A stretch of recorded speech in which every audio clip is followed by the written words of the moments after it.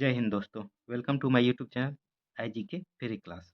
आज की वीडियो में हम बीएड के जो कि पेपर 1 है, जो बाल अवस्था एवं उसका विकास, इंग्लिश में चाइल्डहुड एंड ग्रोइंग अप, इसके कुछ इंपॉर्टेंट क्वेश्चन पे चर्चा करेंगे जो काफ़ी बार आपके एग्जाम में पूछा जाता है। इसके लेसन 5 पे चर्चा करेंगे। लेसन 4 तक हम 22 क्वेश्चन बता चुके हैं। यदि आप वो नहीं देखे हैं तो आप मेरे प्लेलिस्ट में जाके देख सकते हैं। प्लेलिस्ट का लिंक डिस्क्रिप्शन बॉक्स में दिया हुआ है। लेसन 5 है बच्चे अपने प्राकृतिक जराव में। ये है लेसन 5, जो कि childhood and growing up paper 1 के फर्स्ट ईयर के पेपर। आप किसी भी यूनिवर्सिटी से है तो यही होता है पेपर 1 बीएड के। तो आइए क्वेश्चन नंबर 1, जो कि है माता पिता द्वारा बालकों के अवलोकन पर प्रकाश डालें तथा उनके कार्य एवं उत्तरदायित्व की विवेचना करें। काफ़ी महत्वपूर्ण क्वेश्चन है। इस क्वेश्चन का विवेचना या वर्णन करेंगे। तो आइए देखते हैं। उससे पहले आप लोग से छोटा सा रिक्वेस्ट है कि जो भी न्यू स्टूडेंट इस चैनल के साथ पहली बार जुड़े हैं, चैनल को जरूर सब्सक्राइब कर दें, वीडियो को लाइक कर दें। तो आइए देखते हैं इसका वर्णन। देखिए, क्वेश्चन है माता पिता द्वारा बालकों के अवलोकन पर प्रकाश डालें। मतलब माता पिता जो है बालकों को किस तरह से उसका विकास करते हैं, या माता पिता या परिवार का क्या महत्व रहता है बच्चों के विकास में, उस पर प्रकाश डालना है। तथा उनके कार्य तथा माता पिता के क्या कार्य होते हैं एवं उसका क्या उत्तरदायित्व होता है, उसका विवेचना करना है या एक्सप्लेन करना है। तो ये काफ़ी लॉन्ग क्वेश्चन में आपको हो जाएगा। ठीक है, लॉन्ग क्वेश्चन। तो आइए इसको देखते हैं, विस्तार से जानने का प्रयास करते हैं। देखिए, माता-पिता द्वारा बालकों के अवलोकन पर विचार करने के लिए माता-पिता की परवरिश शैली की व्याख्यायित करना आवश्यक है। मतलब कि इसका व्याख्या करना जो है, परवरिश पे उसका व्याख्या करना आवश्यक है। देखिए, परिवार ही वह संस्था है जो बालक को जन्म देती है, उसका पालन-पोषण करती है तथा उसको समाज में रहने योग्य प्राणी बनाती है। बच्चा जन्म लेने के बाद से ही परिवार की सदस्यता स्वीकार करने के लिए बाध्य होता है। वह अपने जीवन का निर्माण परिवार में ही रहता है। जिस प्रकार का परिवार होगा वैसा ही बालक बनेगा। मतलब कि परिवार जो है एक मुख्य भूमिका निभाता है बालक के हर सर्वांगीण विकास के लिए। मतलब हर तरीके के विकास के लिए परिवार जो है एक मुख्य भूमिका निभाते हैं। परिवार में जो माता पिता होते हैं, सबसे पहला पालन करता जो है माता पिता ही होते हैं। और माता पिता अपने बालकों या बच्चों को जो है एक तरह से विकास की प्रथम पीढ़ी या प्रथम सीढ़ी भी कह सकते हैं। तो आइए अब आगे देखते हैं। देखिए, परिवार मानव जीवन का सबसे महत्वपूर्ण क्षेत्र है। देखिए, सामाजिक एवं व्यक्तिगत दोनों ही दृष्टिकोणों से परिवार समाज की एक मौलिक एवं आधारभूत इकाई है। एक मौलिक इकाई एवं आधारभूत इकाई है परिवार, जो सामाजिक एवं व्यक्तिगत दोनों का विकास बालक में किया जाता है। यहाँ से समाज की इकाई होने के कारण इसका महत्व और भी बढ़ गया है। परिवार मानव सभ्यता को आगे बढ़ाता है। देखिए, पहले बालक अपने परिवार में ही सीखता है। मतलब सबसे पहले जो है बालक अपने परिवार से ही कुछ नया चीज़ सीखता है। संसार का प्रथम ज्ञान उसे अपने परिवार से ही प्राप्त होता है। देखिए, यदि थोड़ा सा ऊपर कर लेते हैं। देखिए, यदि बालक को जीवन के प्रारंभिक वर्षों में उचित पारिवारिक वातावरण नहीं मिलता है तो वह आजीवन निर्बल, मतलब परिवार में से जो है बालक को प्रारंभिक ज्ञान या उचित वातावरण नहीं मिलता है तो बालक में जो है आजीवन निर्बल, असुरक्षित एवं अपराध प्रवृत्ति का बन जाता है। परिवार से दूर या सभ्यता से दूर बालक का व्यक्तित्व अविकसित रहता है एवं सामाजिकरण नहीं हो पाता है। देखिए, माता-पिता एवं परिवार के अनुपम अनुभव से ही उसके विकास में महत्वपूर्ण देते हैं। यानी माता-पिता जो बालक को एक अनुभव देते हैं, जो आगे चलकर बच्चे में एक तरह से अच्छा विकास या उनको एक तरह से संरक्षण या उसका व्यक्तिगत विकास होता है। देखिए, एक मनोवैज्ञानिक है क्लेयर थॉमस, इसके अनुसार जो है परिवार पे या माता-पिता पे इन्होंने एक टिप्पणी दिया है कि के अनुसार परिवार से हम संबंधों की वह व्यवस्था समझते हैं जो माता-पिता और उसकी संतानों के बीच पाई जाती है। एक मनोवैज्ञानिक है एलियट एवं मेरिल। इसके अनुसार जो है परिवार पति-पत्नी और उनके बच्चों की जीवकीय इकाई के रूप में परिभाषित किया जा सकता है। इन्होंने कहा था एलियट एवं मेरिल ने। आइए अब आगे देखते हैं। देखिए, बालक जब परिवार में जन्म लेता है तो उसे किसी भी वस्तु का ज्ञान नहीं होता है। तो बालक जब परिवार में जन्म लेता है तो उसे कोई भी वस्तु का ज्ञान नहीं होता है। वह पशुवत होता है, मतलब पशु के समान होता है। धीरे धीरे वह व्यक्तियों तथा परिस्थितियों के साथ अनुकूलन करना सीखता है। अनुकूलन मतलब एडजस्टमेंट। बालक में महान आदर्शों एवं भावनाओं का जागरण परिवार से ही होता है। इस प्रकार कहा जा सकता है कि परिवार समाज की प्राथमिक एवं मूलभूत संस्था है, जिसके बिना समाज के अस्तित्व की कल्पना भी नहीं की जा सकती है। ये अब आगे देखते हैं। अब जानते हैं कि माता-पिता का क्या कार्य होता है बालक के विकास में। देखिए, मानव प्रकृति के आधार पर बालक का पालन और पोषण उसके माता-पिता द्वारा ही सही ढंग से किया जा सकता है। मतलब मानव प्रकृति के अनुसार जो है बालक का पालन-पोषण जो है सर्वप्रथम उनके माता-पिता के द्वारा ही सही ढंग से किया जाता है। देखिए, जो प्यार, सहानुभूति और उचित देख-रेख माता-पिता द्वारा बालक को प्राप्त होती है, वह विश्व में किसी भी अन्य अन्य द्वारा नहीं दी जा सकती है। परिवार की आवश्यकता किसी एक कार्य के लिए नहीं होती, वरन इसकी आवश्यकता अनेक कार्यों के लिए होती है। अब जानते हैं एक-एक करके अनेक कार्य क्या-क्या हैं। पहला है भौतिक आवश्यकता। ये क्या होता है इसको जानने का प्रयास करते हैं। देखिए, भौतिक आवश्यकता मतलब फिजिकल नीड्स। देखिए, परिवार की सबसे पहली आवश्यकता शारीरिक एवं भौतिक दृष्टि से होती है। मनुष्य की सभी प्रारंभिक भौतिक आवश्यकताओं की पूर्ति परिवार में ही हो सकती है। परिवार का प्रमुख कार्य स्तनों संतानोत्पत्ति होता है। मतलब परिवार की सबसे प्रमुख कार्य जो है संतान को जन्म देना होता है। परिवार का यह कार्य मानव समाज के अस्तित्व के लिए आवश्यक है। मतलब परिवार का यह कार्य जो है मानव समाज को आगे बढ़ाने के लिए जो है अति आवश्यक है। प्राणी शास्त्र के दृष्टिकोण से परिवार का एक महत्वपूर्ण कार्य यौन इच्छा की संतुष्टि करना है। समाज में इस कार्य को सृष्टि के प्रारंभ से ही परिवार करता आया है। ठीक है। अब आइए आगे देखते हैं। देखिए, परिवार के मौलिक कार्यों में बालकों का पालन पोषण करना भी है। परिवार में बालक जब असहाय अवस्था में जन्म लेता है तो उसके प्रारंभिक पालन पोषण का यहाँ पहले से ही प्रबंध होता है। मतलब परिवार में जब बच्चा जन्म लेता है तो उसके पालन पोषण के लिए जो है पहले से उसकी व्यवस्था की हुई रहती है। परिवार अपने सदस्यों की शारीरिक रक्षा की व्यवस्था करता है, उनके भोजन, वस्त्र तथा रहने के स्थान का प्रबंध करता है।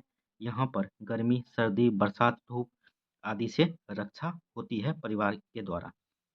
इन मूलभूत आवश्यकताओं यानी कि बेसिक नीड्स की पूर्ति के बिना व्यक्ति का जीवित रहना संभव नहीं होता है। इस प्रकार परिवार मनुष्य की भौतिक आवश्यकताओं की पूर्ति करता है। अब दूसरा देखते हैं सामाजिक आवश्यकता किस तरह से विकास करता है माता-पिता अपने बच्चों में। देखिए, परिवार का एक प्राथमिक कार्य यह है कि बच्चे को सामाजिक प्राणी बना दें।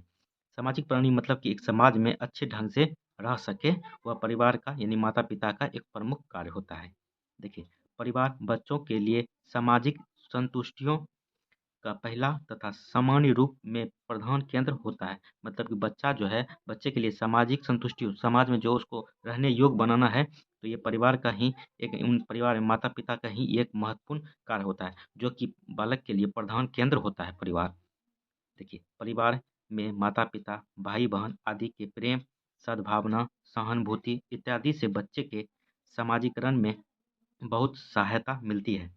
परिवार बच्चे को खाने-पीने का ढंग, भाषा, व्यवहार करने के तरीके एवं रीति-रिवाज आदि सिखाता है। परिवार में ही बच्चा सामाजिक उत्तरदायित्व का अनुभव, क्षमता का महत्व और सहयोग की आवश्यकता के प्रबंध में प्रथम पाठ पढ़ता है। अपनी सामाजिक भावनाओं को व्यक्त करना सीखता है।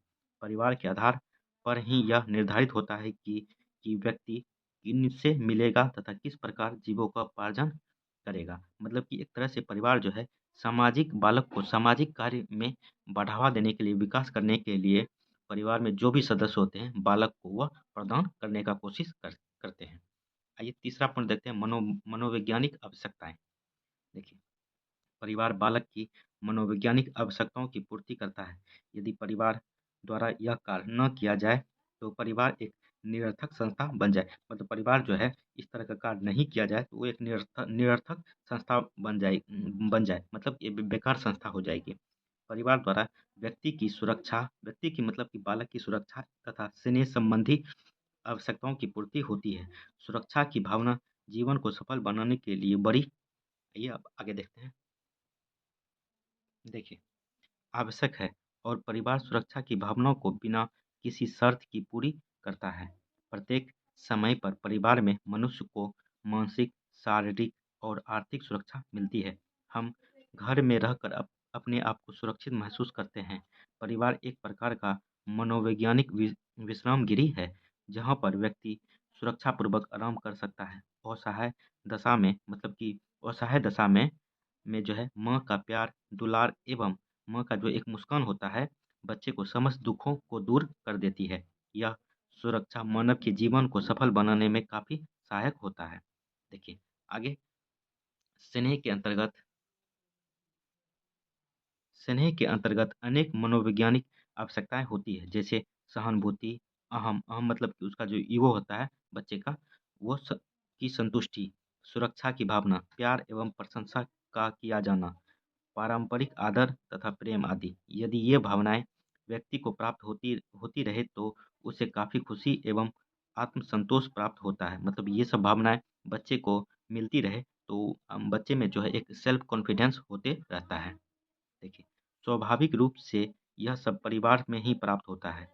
पारिवारिक स्नेह तथा विवाह परिवार का अत्यंत ही महत्वपूर्ण आधार बनता जा रहा है अब के समय में।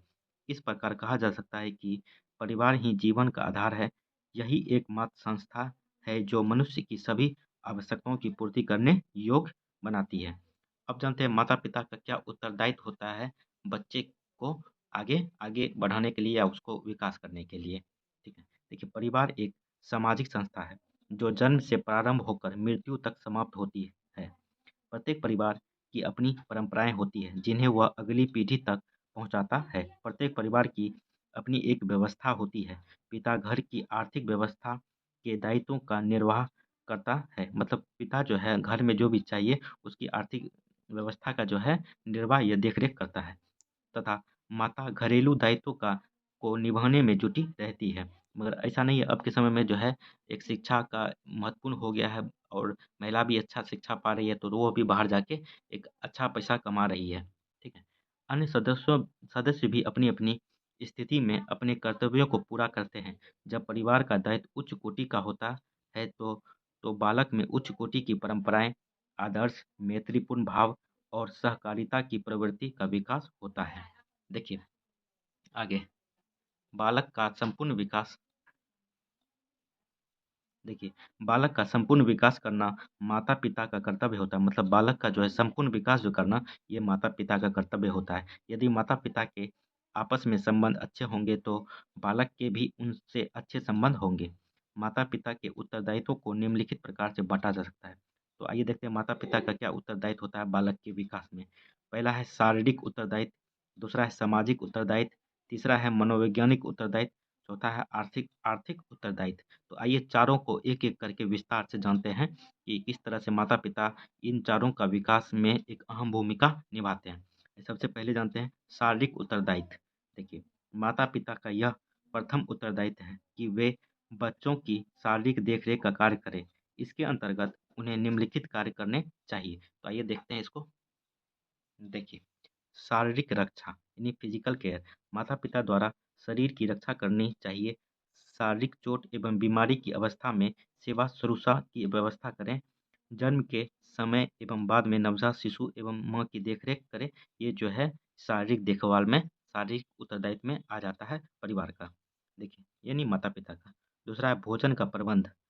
देखिए, माता-पिता को बालकों के भोजन की व्यवस्था करनी चाहिए ताकि उनके शरीर का अस्तित्व बना रहे, अर्थात वे जीवित रह सकें। अच्छे भोजन के साथ-साथ बालक को भोजन करने के नियम बताएँ। बालक भोजन चबा-चबा कर खाए, ये जो है माता-पिता का कार्य होता है कि बालक को बताया जाए कि भोजन जो करे, वह चबा-चबा कर करे। यह बात उसे अवश्य सिखानी चाहिए। बालक को बलपूर्वक उसकी इच्छा के विरुद्ध ना खिलाएँ, मतलब ऐसा नहीं कि ज़बरदस्ती बालक को खिलाया जाए। आइए तीसरा पॉइंट देखते हैं निवास तथा वस्त्रों की व्यवस्था। यह भी अहम भूमिका होती है शारीरिक उत्तरदायित्व में। देखिए, माता-पिता अपने परिवार के रहने के लिए घर की व्यवस्था करते हैं, जहाँ वे धूप, गर्मी, सर्दी एवं वर्षा आदि से अपनी रक्षा कर सकें। तथा आराम से रह सके। घर में पर्याप्त शुद्ध वायु और सूर्य का प्रकाश आना चाहिए, ऐसा घर होना चाहिए। ठीक है। मकान के पास हरियाली तथा खेलने का स्थान हो। ऋतु के अनुसार वस्त्रों का उपयोग आवश्यक है, उसी प्रकार बालकों को वस्त्र पहनाएं। देखिए, स्वच्छता संबंधी ध्यान देना। देखिए, माता-पिता को बालकों की व्यक्तिगत तथा सामाजिक स्वच्छता पर ध्यान देना चाहिए। बालक सोकर उठते ही मतलब उसे शौचालय भेजना चाहिए, दाँत-मुँह साफ करें, स्नान करें, वस्त्रों की सफाई पर ध्यान दें। सफाई के महत्व के बारे में उन्हें बालकों को बताना चाहिए। आइए दूसरा आप देखते हैं सामाजिक उत्तरदायित्व। पहला देख लिए शारीरिक उत्तरदायित्व में क्या कितने पॉइंट देख लिए, अब दूसरा देखते हैं सामाजिक उत्तरदायित्व किस प्रकार से माता-पिता बालकों में विकसित करते हैं। देखिए, समाज के अनेक कार्यों का संचालन परिवार के आधार पर ही चलता है। माता-पिता के सामाजिक उत्तरदायित्व निम्नलिखित प्रकार से हैं। तो आइए इसको एक-एक करके समझते हैं। पहला है सामाजिक नियंत्रण यानी सोशल कंट्रोल। माता-पिता को बालकों पर नियंत्रण रखना चाहिए तथा अनुशासन की शिक्षा देनी चाहिए।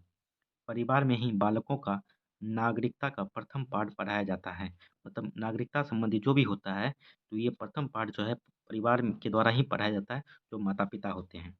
परिवार में माता-पिता से बालकों को दूसरे के साथ अनुकूलन अनुकूलन मतलब एडजस्टमेंट होता है, करने की शिक्षा, सहनशीलता, कर्तव्य परायणता, आज्ञा पालन, परोपकार, सहयोग आदि सद्गुण प्राप्त होते हैं, जो उन्हें समाज का एक आदर्श नागरिक बनने में मदद देते हैं। तीसरा पॉइंट है सामाजिक स्थिति प्रदान करना। देखिए, परिवार की जाति एवं धर्म के आधार पर सामाजिक स्थिति निर्धारित होती है। यह निश्चित किया जाता है कि परिवार के सदस्य किनके साथ खाएंगे, पिएंगे, किनके साथ विवाह संबंध स्थापित करेंगे और किस प्रकार जीविका उपार्जन करेंगे। ये सब जो है सामाजिक उत्तरदायित्व में परिवार बच्चे को एक विकास किया जाता है। चौथा पॉइंट है कि मानव अनुभवों का हस्तांतरण। देखिए, परिवार व्यक्ति के अनुभवों को एक पीढ़ी से दूसरी पीढ़ी तक पहुंचाता। ये आगे देखते हैं। एक पीढ़ी से दूसरी पीढ़ी पहुंचाता है। बालक अपने माता पिता के अनुभवों को प्राप्त करता है। माता पिता कुछ ही वर्षों में अपने अनुभवों को बच्चे को सिखा देते हैं, जिससे सभ्यता का विकास सरल हो जाता है बच्चे में। देखिए, नेक्स्ट पॉइंट है खेल-कूद पर ध्यान देना। देखिए, माता-पिता को बालकों के खेल-कूद पर ध्यान देना चाहिए। छोटे बालकों को उपयुक्त खिलौने देने आवश्यक हैं। देखिए, खिलौने से बालकों का शारीरिक, मानसिक और सामाजिक विकास ठीक रहता है। समय निकालकर माता-पिता को बालकों के साथ खेलने भी चाहिए। ये भी सामाजिक उत्तरदायित्व का एक तरह से विकास होता है माता-पिता के द्वारा। देखिए, तीसरा पॉइंट है सर्वांगीण विकास के लिए उपयुक्त वातावरण होना चाहिए घर में। देखिए, माता-पिता का कर्तव्य है कि ऐसा वातावरण तैयार करें कि बालक अपनी रुचि और स्वभाव के अनुकूल सर्वांगीण विकास कर सके। परिवार में खेल, संगीत, पढ़ाई, मनोरंजन सभी पर बराबर बल दिया जाना चाहिए ताकि बालक उचित विकास कर सके। नेक्स्ट पॉइंट है प्रारंभिक शिक्षा पर ध्यान देना। देखिए, बालक के जीवन को बनाने तथा बिगाड़ने वाले प्रारंभिक अनुभव बालक को उसके जो है माता-पिता से ही मिलते हैं। मतलब प्रारंभिक शिक्षा जो है बालक को उनके माता-पिता के द्वारा ही दिया जाता है। देखिए, माता बालक को पहली गुरु है। माता जो है बालक की जो है प्रथम गुरु होती है और दूसरा गुरु जो है उनके पिता होते हैं, जिसकी शिक्षा का बालक पर अमिट प्रभाव पड़ता है, मतलब बहुत प्रभाव पड़ता है। ठीक है। माता के बाद पिता का स्थान है, जो बालक को विभिन्न प्रकार के से अनुभवों को प्राप्त करने में सहायता देता है। उसके बाद भाई-बहन तथा घर के अन्य सदस्यों से कोई न कोई सीख प्राप्त होता है। मतलब उनके बाद जो है माता-पिता के बाद जो है भाई-बहन जो होते हैं, अन्य सदस्य जो होते हैं, उनसे भी कुछ न कुछ सीखने के लिए मिलता है बालकों को। अब आते हैं नेक्स्ट पॉइंट जीवन साथी का चुनाव जो है यह भी माता-पिता का एक महत्वपूर्ण कार्य होता है। ठीक है। माता-पिता बालकों को युवा होने पर जीवन साथी के चुनाव में मदद करते हैं। प्रत्येक परिवार में इस संबंध में कुछ आदर्श एवं प्रतिबंध होते हैं, जिनके अनुसार यह निश्चित होता है कि एक सदस्य को किस समूह में विवाह करना है तथा किन-किन प्रतिबंधों का पालन करना है। अब आते हैं तीसरा जो कि है मनोवैज्ञानिक उत्तरदायित्व। 4 पॉइंट जो देखे थे परिवार का जो उत्तरदायित्व होता है, तीसरा था मनोवैज्ञानिक उत्तरदायित्व। इसको समझने का प्रयास करते हैं। देखिए, माता-पिता इस मौलिक उत्तरदायित्व को निम्नलिखित प्रकार से कर सकते हैं। पहला है मनोवैज्ञानिक सुरक्षा प्रदान करना। देखिए, माता-पिता द्वारा बालक को वात्सल्य प्रदान किया जाता है, जो कि उसके व्यक्तित्व के निर्माण के लिए महत्वपूर्ण है। असहाय दशा में माँ का प्यार, दुलार एवं एक मुस्कान बालक के समस्त दुखों को दूर कर देते हैं। इस प्रकार माता-पिता बालक को मनोवैज्ञानिक सुरक्षा प्रदान करते हैं तथा बालक के जीवन को सफल बनाने में जो है सहायक होते हैं। दूसरा है स्नेह। देखिए, स्नेह प्रदान करना, बालक को जो है माता-पिता से स्नेह भी प्राप्त होता है, यह भी एक काम होता है, वह है माता-पिता का। देखिए, माता-पिता बालकों में स्नेह एवं सद्भावना का विकास करते हैं। इसके द्वारा वे बालकों को पशुता से मानवता की ओर ले जाते हैं। यदि प्यार, प्रशंसा आदि, आदर, प्रेम आदि भावनाएँ बालक को प्राप्त होती रहे, तो उसे काफ़ी खुशी तथा आत्मसंतोष प्राप्त होता है। यह सब बालक को अपने परिवार में ही मिलता है। आइए आगे देखते हैं। देखिए, नेक्स्ट पॉइंट है बालक की रुचि के अनुसार विकास का प्रयास। मतलब बालक को जिसमें रुचि है उसी तरह का विकास बालक में करना चाहिए। देखिए, माता-पिता बालक की रुचि के अनुकूल ही व्यावसायिक शिक्षा की व्यवस्था करें। वे यह अवश्य ध्यान दें कि प्रत्येक व्यवसाय में या हस्तकार्य में शारीरिक अवयवों के प्रशिक्षण की आवश्यकता होती है। मतलब कोई भी नया सामान बनाने के लिए जिस टाइप का उसका रुचि है, उस तरह का बच्चे में माता-पिता के द्वारा शिक्षा देनी चाहिए। उन्हें बालक द्वारा अवश्य सीख लिया जाए, किसी भी व्यावसायिक कार्य में रुचि तथा स्वावलंबन की आवश्यकता होती है। नेक्स्ट पॉइंट है बौद्धिक विकास पर बल। ये भी परिवार का एक महत्वपूर्ण कार्य होता है, इस तरह से बालक में दिया जाए। आइए इसको देखते हैं। देखिए, माता-पिता का यह उत्तरदायित्व है कि वे बालक के बौद्धिक विकास के लिए प्रयत्नशील हो। खिलौने से बालकों का बौद्धिक विकास होता है। खिलौने से जो है बालकों में जो है बौद्धिक विकास होता है। इसे आप थोड़ा-सा इम्पोर्टेंट पॉइंट मान के चलिएगा। उसके बाद पुस्तकों की बारी आती है। घर में व्यवस्था के अनुकूल शिशु एवं बाल साहित्य की व्यवस्था होनी बहुत आवश्यक है। शुरू-शुरू में बालकों के लिए चित्रात्मक और रंगीन आकर्षक पुस्तकें लाई जाएँ। बाद में उनके स्तर की कथा कहानियों वाली शिक्षाप्रद पुस्तकों की व्यवस्था करना ठीक होगा। आइए नेक्स्ट पॉइंट देखते हैं जो कि है उपयुक्त ढंग से कल्पना शक्ति विकास करना। ये भी इम्पोर्टेंट पॉइंट है, माता-पिता के द्वारा बालकों में ये की जाती है। देखिए, कहानियों द्वारा बालकों की कल्पना शक्ति को बढ़ाया जा सकता है। अतः माता-पिता को बच्चों को रोचक तथा शिक्षाप्रद कहानियाँ सुनानी चाहिए। पहेलियाँ भी कल्पना शक्ति के विकास में सहायक होती है। इससे मानसिक व्यायाम, चिंतन तथा एकाग्रता का विकास होता है। बालकों से उपयुक्त पहेलियाँ पूछते रहना चाहिए, जिससे उसे कल्पना शक्ति में जो है एक विकास देखने मिलता है। देखिए, नेक्स्ट पॉइंट है जिज्ञासा को संतुष्ट करना। मतलब उनके बच्चे में जो भी प्रश्न उठते हैं, उनके प्रश्न को ठीक-ठीक जो जवाब देना जो है माता-पिता का एक कार्य होता है, जिससे उनका बच्चे में जो है जिज्ञासा का एक जो है संतुष्टि मिलता है। तो आइए इसको देखते हैं। प्रश्नों द्वारा बालक अपनी जिज्ञासा को प्रकट करते हैं। माता-पिता का उत्तरदायित्व है कि उनके प्रश्नों का ठीक-ठीक उत्तर दें। बालक बालक द्वारा प्रश्न पूछने पर डाँटना नहीं चाहिए, वरन समझना चाहिए। बालक की जिज्ञासा उसके ज्ञान का आरंभ है। जिज्ञासा को कभी दबाने का प्रयास नहीं करना चाहिए। उनकी शंकाओं का उचित समाधान करना चाहिए। तो 3 पॉइंट देख लिए थे, माता-पिता का क्या उत्तरदायित्व होता है। चौथा पॉइंट देखते हैं आर्थिक उत्तरदायित्व, ठीक है? क्या है? इसको भी जानने का प्रयास करते हैं। देखिए, परिवार आर्थिक क्रियाओं का संचालन की एक महत्वपूर्ण कड़ी है। इसी के आधार पर परिवार का पोषण होता है। माता-पिता को निम्नलिखित प्रकार से आर्थिक कार्य करने चाहिए। तो आइए देखते हैं। पहला है श्रम विभाजन। देखिए, सबसे पहली श्रम विभाजन परिवार से ही आरंभ होता है। परिवार का प्रत्येक सदस्य अपने-अपने कार्य करता है। पिता घर से बाहर धन अर्जित करने जाता है। स्त्री घर की देखरेख तथा बच्चों का पालन-पोषण करती है। यद्यपि शिक्षा के क्षेत्र में बढ़ने के कारण स्त्रियां भी अब घर के बाहर धन अर्जित करने लगी हैं। ठीक है, देखिए, दूसरा है इसी में आय तथा संपत्ति का प्रबंध। परिवार के लिए संपत्ति तथा आय का महत्वपूर्ण स्थान है। इसके बिना बच्चों की आवश्यकता पूर्ण नहीं हो सकती। मतलब कि जो है संपत्ति या पैसे के बिना जो है बच्चे की आवश्यकता पूरी जो है नहीं हो सकती है।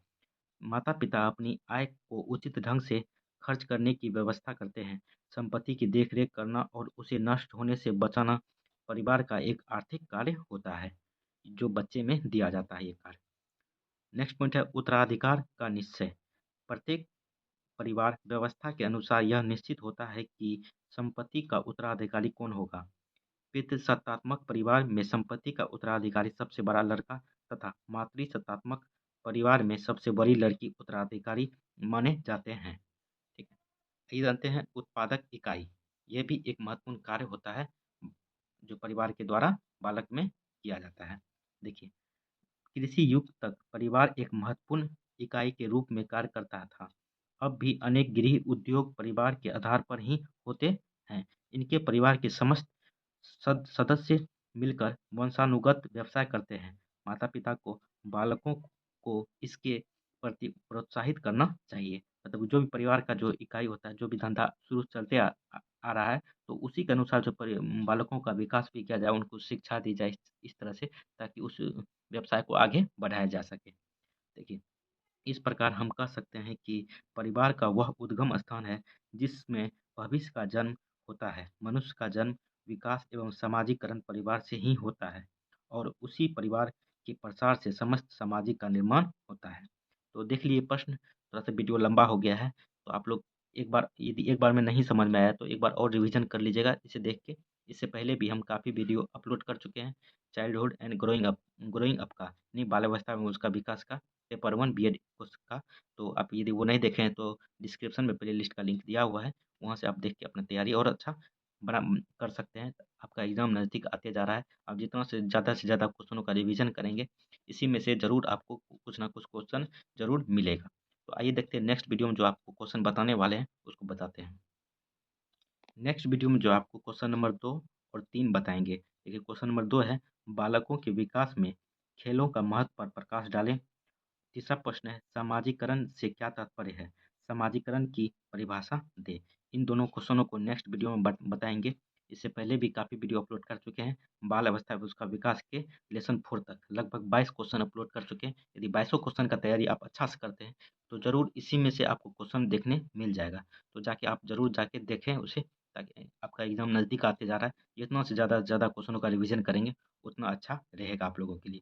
नेक्स्ट वीडियो के लिए दोनों क्वेश्चन बताएँगे। चैनल को ज़रूर सब्सक्राइब कर दें, वीडियो को लाइक कर दें, कमेंट ज़रूर करें कि कैसा लगा आपको यह वीडियो। चलिए, थैंक यू, जय हिंद।